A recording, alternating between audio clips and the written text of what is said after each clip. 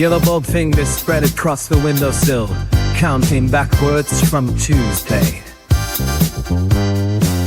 The mayor's wife collects broken telephones. They whisper recipes when plugged in.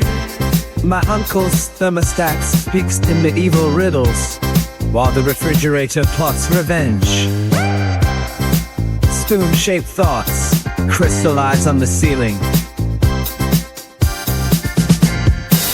I've been walking sideways since breakfast. The pharmacist sold me architectural blueprints. Instead of aspirin, now my headache builds condominiums in the space between heartbeats. Elevator buttons memorize your fingerprints. The crossing guard wears mittens made of static. I found your autobiography, scribbled on parking tickets. It reads better underwater. 17 bicycles arranged in prime formation. The neighborhood dogs all barking F-sharp minor. Pancake Mathematics on the kitchen floor, while Tuesday counts backwards from yellow.